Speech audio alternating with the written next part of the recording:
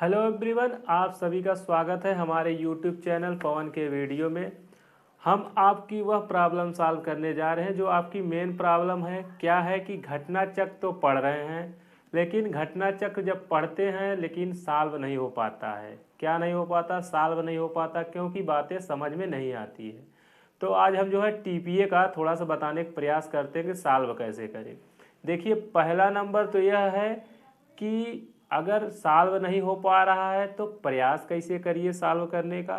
सबसे पहले क्या काम करिए, राजस्थान, छत्तीसगढ़, एमपी जो जो क्वेश्चन पूछे हैं उनको छोड़ दीजिए, उनको मत पढ़िए। ठीक है, तो आप कहोगे उनको नहीं पढ़ेंगे तो भैया क्या पढ़ेंगे। ठीक है, तो क्या है, उन लोग की आने की प्रोबेबिलिटी थोड़ी सी कम रहती है, प्रोबेबिलिटी बहुत ही कम रहती है, उनका नेचर थोड़ा सा डिफरेंट रहता है। आप क्या करिए, यूपी बिहार का पढ़िए। ठीक है, इसको सबसे पहले खत्म करिए। उसके अलावा क्या कर सकते हैं कि जो दो या दो से अधिक बार पूछा उसको जरूर पढ़िए। ठीक है, जो दो या दो बार से अधिक बार पूछा, जैसे देखिए क्वेश्चन कई बार पूछा, इसको जरूर पढ़िए। एक बार ये पूछा है उत्तराखंड है, मन कहे पढ़ लीजिए, समझ में आया तो ठीक है।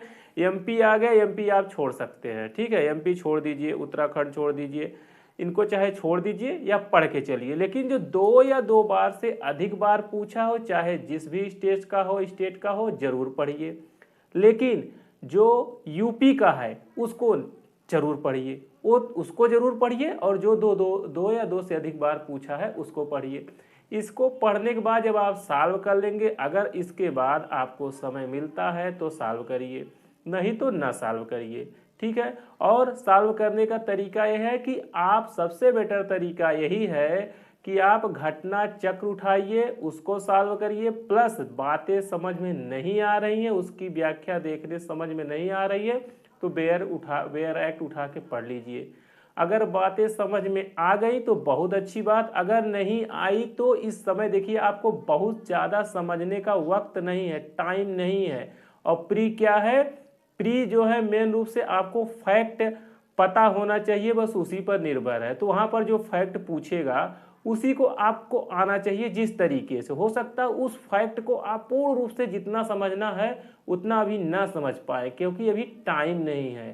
ठीक है, तो क्या करिए, उस फैक्ट को, उस बात को क्या करिए, थोड़ा सा पढ़ लीजिए, याद कर लीजिए और कुछ समझने का प्रयास करिए यथासंभव। जहाँ तक समझ में आ गया, नहीं आता आगे बढ़िए, उसको बार बार रिवाइज करिए। हम आपको ये नहीं कह रहे हैं आप रटिए, ये रटने की बात नहीं हो रही, लेकिन प्रोसेस कुछ वही रहेंगी। अगर आप सोचेंगे नहीं अब आ गया संपत्ति अंतरण, अंतरण क्या है, अब इसको पूर्ण रूप से समझने में पड़ गए, पता चला आपका बहुत टाइम चला गया। जितनी चीज़ें आपको समझ में आ रही है मोटी मोटा, उतना समझ के आगे बढ़िए। इसको और आगे हम बताते हैं कैसे पढ़ेंगे। देखिए एकदम आराम से ऐसे पढ़ेंगे तो बहुत जल्दी घटना चक्र सॉल्व हो जाएगा। और आपको अगर कम भी आता है तब भी टेंशन की बात नहीं, आपको कम आता है तब भी टेंशन की बात नहीं, फिर भी आप प्री क्लिक कर जाएंगे। ऐसा नहीं है कि प्री में वही क्वेश्चन पूछेगा जो आपको नहीं आ रहा है, उसकी प्रोबेबिलिटी बहुत कम रहती है जो आपको नहीं आ रहा है। जिसमें आपको दिक्कत हो रही, बहुत ज़्यादा दिक्कत आ रही है, जिनका प्री निकलता है उनको भी वहाँ कन्फ्यूजन होता है, उस टाइम उनकी भी गलती होने की संभावना रहती है। तो आप मोटी मोटा उन क्वेश्चन को तो आता रहे कम से कम आपको, जो बहुत बार पूछा गया। क्योंकि जुडिशरी का जो प्री है जो आएगा, ऐसा नहीं है कि बहुत घुस के पूछेगा, बहुत अंदर घुस के नहीं पूछेगा। जो क्वेश्चन बहुत बार पूछ चुका है वही क्वेश्चन सबसे ज़्यादा रहेंगे। इवन कि मान के चलिए तो 12 क्वेश्चन आपका वही है कि जो बहुत बार पूछा गया। 15 क्वेश्चन में से एक सब्जेक्ट में 12 क्वेश्चन उसी पर है जो अब तक बहुत बार पूछा है। और रहा 2-3 क्वेश्चन की बात, उसको आप टाइम मिलेगा तो पढ़िएगा, नहीं मिलेगा तो छोड़ दीजिए। उस 2-3 क्वेश्चन पे जो है आप इतना टाइम मत दीजिए कि बहुत ज़्यादा पढ़ना पड़ जाए। क्योंकि आप सोचिए अगर आपको आईपीसी से किसी को 511 सेक्शन में कुछ पूछना है तो 511 सेक्शन में कितना पूछेगा, 15 क्वेश्चन ही पूछेगा ना। जब वो 15 क्वेश्चन पूछेगा तो इम्पॉर्टेंट उसको क्या लगेगा, हत्या, चोरी, लूट, डकैती, उद्यापन, यही सब इम्पॉर्टेंट लगेगा। उसको छोड़ के वो जा नहीं सकता, उसको पूछना मेन से है। कुछ एक आध दो क्वेश्चन इधर उधर हो सकते हैं, पूछेगा वो मेन से ही। ठीक है, और अगर इधर उधर पूछेगा तो वहां पर घबराने की बात नहीं है। आप भी जहां घबरा रहे हो, जो बहुत पढ़े उनकी भी घबराहट है, उनको भी नहीं आता है। ये मत चल के चलिए कि जो पूर्ण रूप से रट लिए हैं, पूर्ण रूप से सुना दे रहे हैं, बता दे रहे हैं, उन्हीं का आएगा। प्री एक तरीका है निकालने का, ठीक है, कैसे निकलेगा, तो उसमें स्ट्रेटजी ये होती है, रणनीति एक ये है, बेटर रणनीति ये है कि आप क्या करिए, जो ज़्यादा बार पूछा उसको ज़्यादा बार पढ़िए, जो 3 बार पूछा उसको 3 बार पढ़ लीजिए, जो 2 बार पूछा 2 बार पढ़ लीजिए, एक बार वाले को फिर टाइम दीजिए, ठीक है, नहीं तो अगर टाइम नहीं मिलता न दीजिए, ठीक है। पहली बात सबको कवर करिए।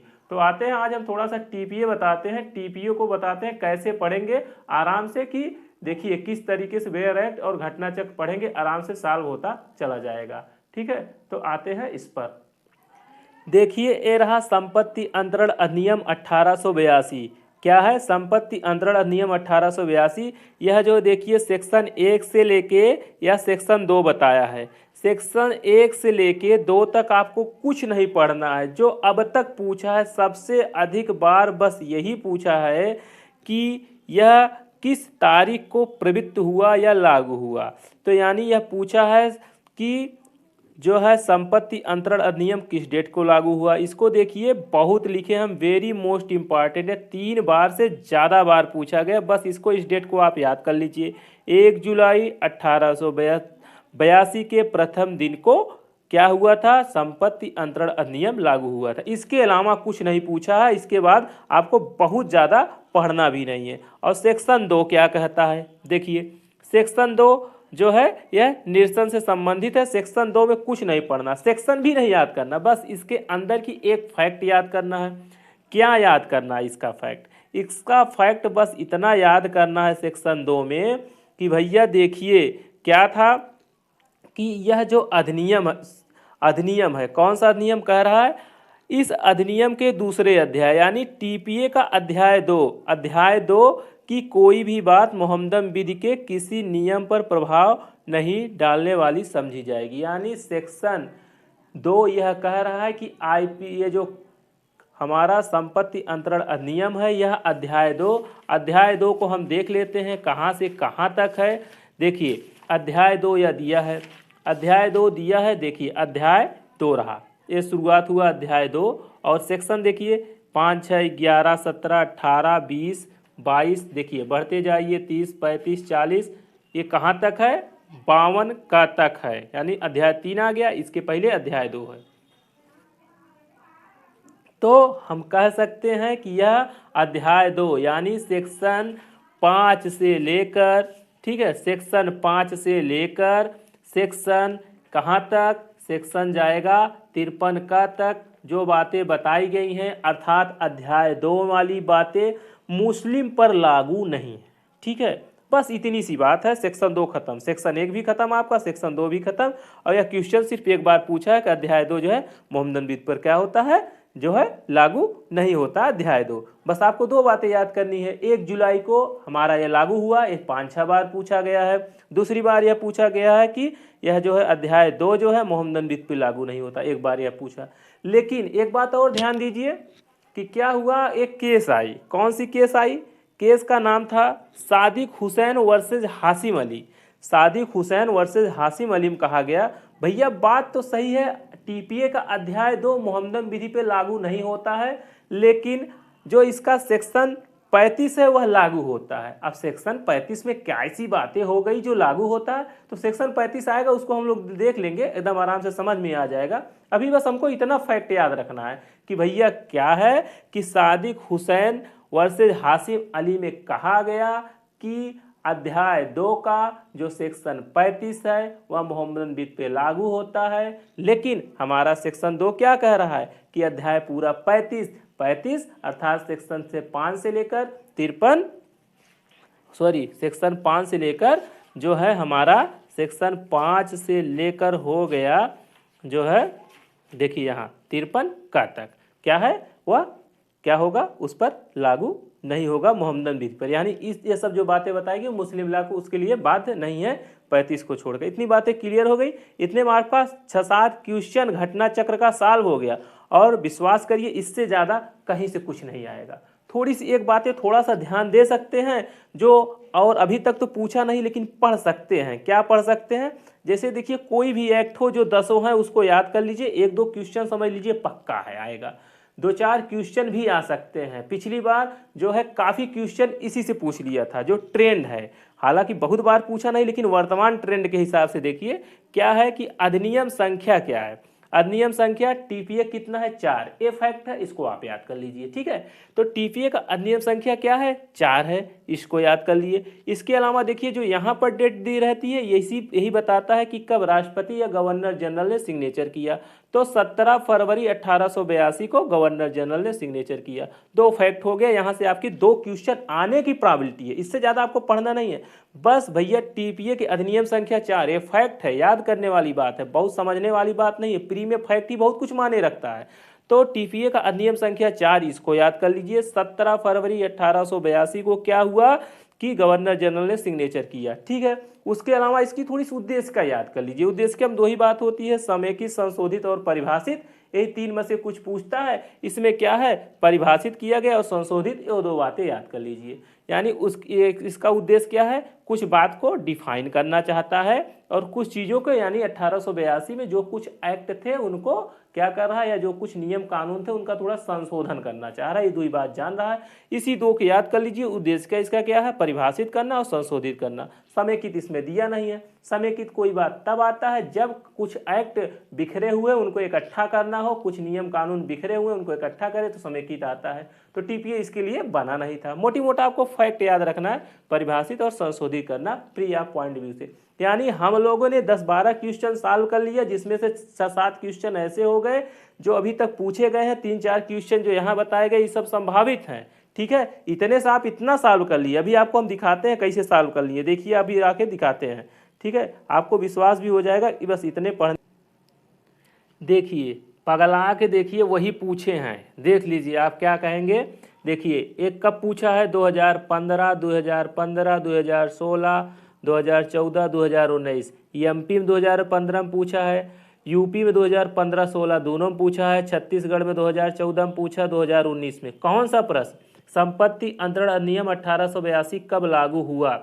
कब लागू हुआ, 1 जुलाई 1882 को। देखिए यही वाला डेट या 20 सही है। देखिए यहाँ पर हमने भी बताया था कब लागू हुआ, यह जुलाई 1882 के प्रथम दिन प्रवृत्त हुआ। यह हम बता रहे हैं ना, बहुत इंपॉर्टेंट है। बस इसके अलावा और कुछ नहीं पूछा है। जो इंपॉर्टेंट था इसको भी हमने पढ़ लिया और जो संभावित है इसको भी पढ़ लिए। अब देखिए एक प्रश्न अगला और है जो हम सेक्शन 2 पे बताए थे, उस पर आधारित है। देखिए कह रहा है संपत्ति अंतरण अधिनियम 1882 का अध्याय 2 किस विधि के नियम को प्रभावित करने वाला नहीं माना जाएगा। अध्याय 2 किस नियम को प्रभावित करने वाला नहीं समझा जाएगा, मुस्लिम विधि को प्रभावित नहीं करेगा। देखिए यह लिखा है कि देखिए डायरेक्ट लैंग्वेज में लिखा है कि दूसरे अध्याय की कोई भी बात मोहम्मदन विधि के किसी नियम पर प्रभाव डालने वाली बात नहीं समझी जाएगी।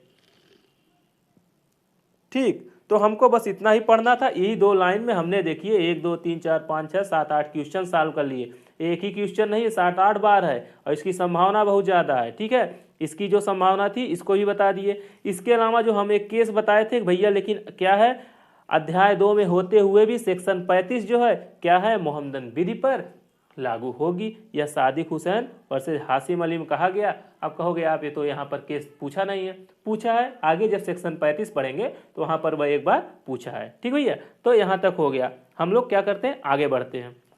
आगे बढ़ना है तो अब कुछ नहीं पढ़ना। अब जो आगे पूछा है सेक्शन 5 में पूछा, और सेक्शन 5 में क्या पूछा है, कहाँ तक पढ़ना, उस पर आते हैं सेक्शन 5 पे। ठीक है, तो इस पर वीडियो बनेगा कि नहीं बनेगा ये डिपेंड करता है। इसी टाइप का हम वीडियो बनाएंगे। यदि आप लोग कमेंट सेक्शन में लिख कर मांग करेंगे तो इस पर ऐसे हम वीडियो और बनाते जाएंगे, जिससे आप घटनाचक्र आसानी से सॉल्व कर लें, कोई दिक्कत न हो और आराम से सॉल्व हो जाए। और ठीक है, दिमाग में फ्रेमिंग बन जाए और कम समय में हो जाए। अब आते हैं हम लोग सेक्शन 5 पे। सेक्शन 5 इस वजह से आते हैं ताकि और बातें समझ में आने लगे। पीछे भी आएंगे थोड़ा थोड़ा जो इंपॉर्टेंट है, 5 समझने के बाद पीछे वाला समझना आसान हो जाएगा। तो 5 में देखिए आपको प्री या पॉइंट ऑफ व्यू से बहुत ज़्यादा नहीं पढ़ना। बस ये कह रहा है संपत्ति के अंतरण की परिभाषा, थोड़ी बहुत बातें समझ लेते हैं, उसके बाद जो पूछेगा इसको पूछ लेते, इसको समझ लेते हैं। तो सबसे ज़्यादा यही समझना है जो फैक्ट वहाँ पर पूछा जाएगा प्री में, और जो पूछा भी गया है संपत्ति के अंतरण की परिभाषा किस धारा में है, तो सेक्शन 5 में है। ये बहुत बार पूछा गया है। ठीक है, ये 2-3 क्वेश्चन तो मिनिमम है ही, फिर भी संभावना है। बस ये फैक्ट ही है, आपको याद रखना है कि संपत्ति अंतरण की परिभाषा किसमें दी गई। इसके बाद इसके अंदर से कुछ बातें नहीं पूछी गई हैं। हालांकि संपत्ति का अंतरण किसे कहेंगे थोड़ा सा समझ लेते हैं उतना, ताकि हमारे दिमाग रहे प्री के पॉइंट ऑफ व्यू से। तो आगामी धाराओं में यानी आने वाली जो धारा है यानी 5 के बाद की जो धाराएं हैं, संपत्ति के अंतरण से यानी संपत्ति के ट्रांसफर से ऐसा कार्य अभिप्रेत है, ऐसा कार्य माने रखता है, मतलब है जिसके द्वारा कोई जीवित व्यक्ति, जिसके द्वारा क्या है, एक जिंदा व्यक्ति एक या अधिक अनजीवित व्यक्तियों को, यानी एक जीवित व्यक्ति हो गया और दूसरे एक हो या एक से ज़्यादा जीवित व्यक्ति हो, उनको क्या कर सकता है, एक या एक से अधिक जीवित व्यक्ति को क्या कर सकता है, उनको वर्तमान में यानी अव्यय दे दी या भविष्य में यानी आने वाले समय में संपत्ति के क्या कर दे, हस्तांतरण कर दे। तब यह हो गया, क्या हो गया, संपत्ति अंतरण हो गया। ठीक है, इसको ऐसे ही तोड़ के पढ़ते हैं। पहले इतना पढ़ लिए कि यानी क्या हुआ कि आगामी धाराओं मानी आने वाली धारा में संपत्ति के अंतरण से ऐसा कार्य अभिप्रेत है जिसके द्वारा कोई जीवित व्यक्ति एक या अधिक अनजीवित व्यक्ति को क्या करता है, अव्यय यानी वर्तमान में या भविष्य में क्या करता है, संपत्ति हस्तांतरित करने यानी संपत्ति देने का क्या करता है, संपत्ति का हस्तांतरण करता है यानी दे देता है, संपत्ति का हस्तांतरण करना और संपत्ति का अंतरण करना क्या है, ऐसा कार्य करना हो यानी रजिस्ट्री वजिस्ट्री कुछ ऐसा कर दे, ऐसा कार्य करना है तो क्या हो गया, संपत्ति अंतरण हो गया। और क्या कर सकता है, आगामी धाराओं में संपत्ति अंतरण से ऐसा कार्य अभिप्रेत है जिसके द्वारा एक जीवित व्यक्ति क्या करे, स्वयं को। अब कहोगे आप स्वयं को कैसे दे सकते हो, जैसे क्या करता है, कोई व्यक्ति जब बंटवारा करता है, अपने प्रॉपर्टी बंटवारा करता है, बंटवारा नहीं मतलब ट्रांसफर कर रहा, मान लीजिए ट्रांसफर कर रहा, अपने लड़के के किसी को ज़्यादा देना चाह रहा, किसी को कम देना चाह रहा, इवन कि अपने बेटी को भी देना चाह रहा है, तो प्रॉपर्टी का ट्रांसफर करेगा, एक को देगा, दो को देगा, तीन को देगा, तो अपने आप को भी तो देगा, अपना भी हिस्सा तो लगा सकता है, तो अपना हिस्सा लगा लिया, तो ये क्या किया, प्रॉपर्टी को अपने को भी हस्तांतरित कर लिया। एक तरीका ये हो गया।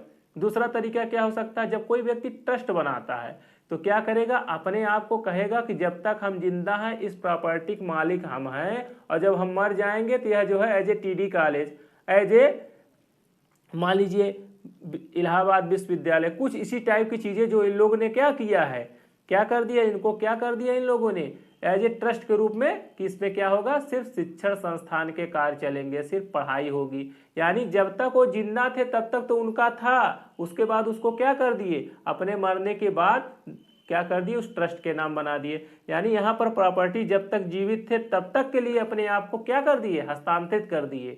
ठीक, अथवा स्वयं को या अपने को दो और एक या अधिक अनजीवित व्यक्ति को दे दें।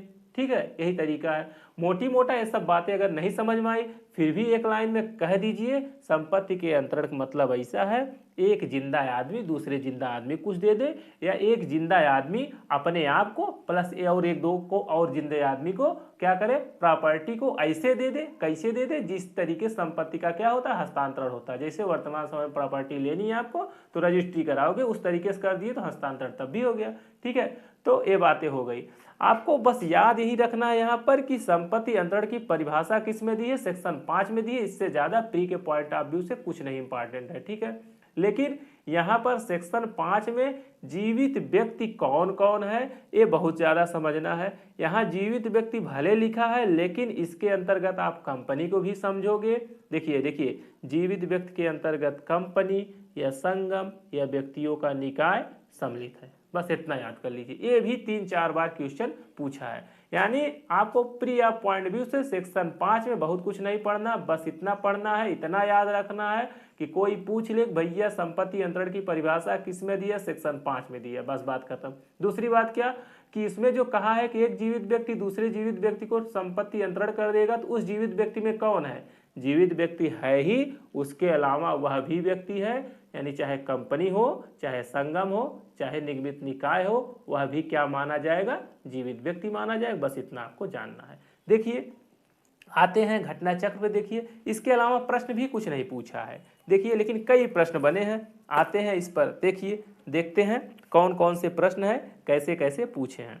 तो आइए देखते हैं। देखिए पूछ रहा है निम्नलिखित में से कौन सी धारा संपत्ति अंतरण की परिभाषा करती है। तो 2 में बताया गया नहीं, 3 में बताया गया नहीं, सेक्शन 4 में बताया गया नहीं, सेक्शन 5 में बताया गया। किस में बताया गया, सॉरी दिखाई नहीं दिया, फिर से आते हैं। देखिए, निम्नलिखित में से कौन सी धारा संपत्ति अंतरण की परिभाषा करती है? सेक्शन 2 करता है, सेक्शन 3 करता है, सेक्शन 4 करता है कि सेक्शन 5 करता है? तो अभी हम लोगों ने क्या पढ़ा, सेक्शन 5 संपत्ति अंतरण अधिनियम को क्या करता है, परिभाषित करता है, या देखिए बेयर एक्ट में लिखा है। इसके अलावा और कुछ नहीं याद रखना, बस इतना याद रखना है। उसके बाद जो है एक क्वेश्चन और है, कौन सा क्वेश्चन, देखिए ये तो हो गया संपत्ति की परिभाषा से संबंधित। एक क्वेश्चन इसके पहले भी था, देखिए ये क्या कह रहा है, संपत्ति अंतरण अधिनियम की किस धारा में संपत्ति को परिभाषित किया गया है, किस धारा में ट्रांसफर को परिभाषित किया गया। एक में तो नहीं कहा है, ठीक है, एक में नहीं कहा, 2 में नहीं कहा, 3 हमको अगर याद है 5 में कहा, इसमें 5 दिया नहीं है तो ये नहीं है। देखिए ये भी खत्म हो गया, ठीक है। तो 2 प्रश्न हो गया सिर्फ और सिर्फ यह याद रखने से कि संपत्ति अंतरण की परिभाषा किस में दी है, 2 प्रश्न हमको आ गया। फैक्ट हम भले न जानते हो बहुत ज़्यादा, तब भी दिक्कत की बात नहीं है, घबराने की बात नहीं है।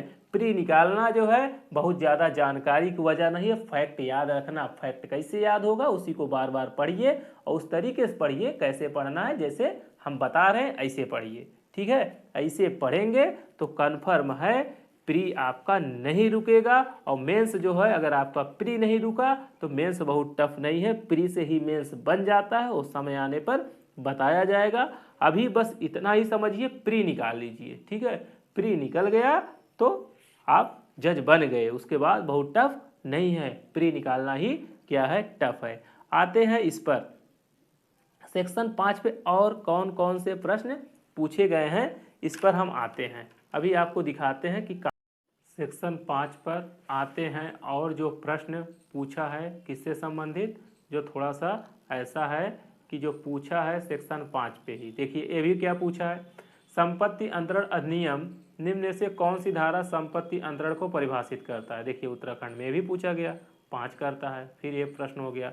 फिर अगले प्रश्न पे आते हैं, संपत्ति अंतरण अधिनियम की किस धारा में संपत्ति अंतरण परिभाषित है, सेक्शन 5 में। यानी सिर्फ यही बात कि सेक्शन 5 जो है क्या बताता है, संपत्ति अंतरण की परिभाषा सेक्शन, यही 4 बात पूछा गया, ठीक है।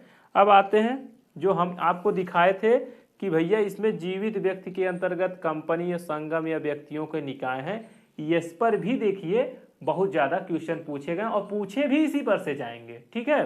तो आते हैं, इस पर आने से पहले थोड़ा सा ये भी चीज़ देख लेते हैं। देखिए ये लिखा है, ये जो है लिखा है, देखिए पक्षकारों के कार द्वारा संपत्ति के अंतरण के विषय में। तो ये किसके बारे में कह रहा है, जंगम या अस्थावर संपत्ति के विषय में। कहाँ से कहाँ तक है, 5 से लेकर 37 तक। तो जंगम या अस्थावर, अस्थावर क्या होता है, जिसको अचल कहते हैं। आ से अस्थावर पढ़ते हैं, आ से अचल पढ़ते हैं, ऐसे याद कर लीजिए, ठीक है। आ से अस्थावर, आ से अचल, आ से दोनों है, भले वो लिखा आधा सा है लेकिन जब आपको पढ़ना होगा तो अस्थावर आ तो आप बोलेंगे ही, तो आ से अस्थावर कहिए या आ से अचल कहिए। अब शेष जो बचा वही क्या हो गया, वही हो गया चल हो गई या जंगम हो गई। ये दोनों टाइप की प्रॉपर्टी की बात कर रहा। अस्थावर माने जैसे आपका जमीन हुआ, घर हुआ, अस्थावर हो गया। जंगम यानी चल, जैसे आपकी घड़ी हो गई, आपकी कोई पंखा हो गया जिसको इधर से उधर घुमा सके। तो ये बातें हो गई, इस पर और डिटेलिंग से आएंगे। यहाँ पर यह याद रखना है, जंगम या अस्थावर संपत्ति के विषय में सेक्शन 5 से लेकर 37 तक है, ठीक है। इस बात को याद रखना है। और जो है एक बात और याद रखना है, एक बार यह पूछा है कि जंगम या स्थावर संपत्ति के बारे में किस सेक्शन तक बताया गया, 5 से लेकर 37 तक बताया गया है।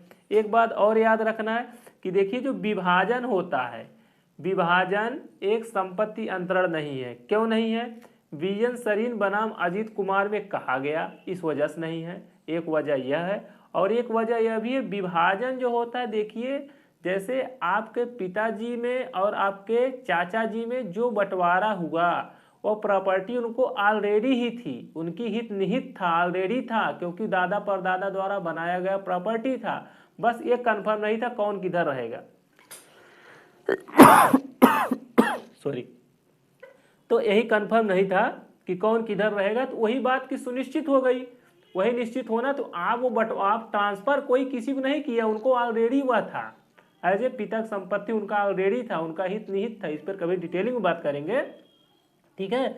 तो इस वजह से बंटवारा या विभाजन क्या होता है, वह जो है संपत्ति का अंतरण नहीं होता। बीएन सरीन बनाम अजीत कुमार में कहा गया, इसको भी याद रख लीजिए, ठीक है। ऐसे ये तो कम इंपॉर्टेंट, तब भी इंपॉर्टेंट, ध्यान रख लीजिए। और आते हैं इस पर जो जीवित व्यक्ति है, जीवित व्यक्ति का देखिए क्वेश्चन नंबर आते हैं 11 पर देखेंगे आप। क्वेश्चन नंबर 11 देखिए, कह रहा है संपत्ति अंतरण अधिनियम की धारा 5 के अंतर्गत जीवित व्यक्ति के अंतर्गत, ठीक है, कौन कह रहा है, देखिए अब दिखाई देगा। अस्थावर संपत्ति अधिनियम की धारा 5 के अंतर्गत जीवित व्यक्ति के अंतर्गत निम्न में से कौन आता है? कंपनी आती है, आती है, देखिए हम लोग पढ़े थे, कंपनी क्या है, आती है। देखिए कह रहा है, या देखिए यहाँ पर जीवित व्यक्ति के अंतर्गत, जो अभी अभी हम लोग पढ़े हैं, जीवित व्यक्ति के अंतर्गत कंपनी या फिर संगम या व्यक्तियों का निकाय, यही याद रहेगा, क्वेश्चन ऑलरेडी सॉल्व होगा। तो कंपनी, एक संगम या व्यक्तियों का निकाय, सभी आते हैं, ठीक है। तो सब कोई आ रहा है, देखिए बातें हो गई। देखिए डी सही है, और कहाँ से सही है, यहाँ से सही है। देखिए यही बात जो है जीवित व्यक्ति, यहाँ जो लिखा है जीवित व्यक्ति के अंतर्गत, जो यहाँ पर ये या जीवित व्यक्ति, देखिए इसको हम बताएं कि बहुत ज़्यादा इंपॉर्टेंट है, वेरी मोस्ट इंपॉर्टेंट। देखिए यहाँ पूछा भी है, कितनी बार पूछा, 1 2 3 बार पूछा, इसके अलावा भी कहीं अभी मिलने की संभावना है, ठीक है। तो यह हो गया कि जीवित व्यक्ति के अंतर्गत कंपनी, संगम और निकाय रहते। यह बात, यह फैक्ट आपको याद रहा तो टेंशन नहीं। यही हम बार बार दिखाने का प्रयास कर रहे हैं कि देखिए भैया आपको बहुत कुछ नहीं चाहिए, बस वही फैक्ट याद रहे। 2 बार 3 बार 4 बार पढ़िए। अभी तक हम लोग क्या किए, बस 3-4 बातें याद रखें कि 1882 में क्या हुआ था।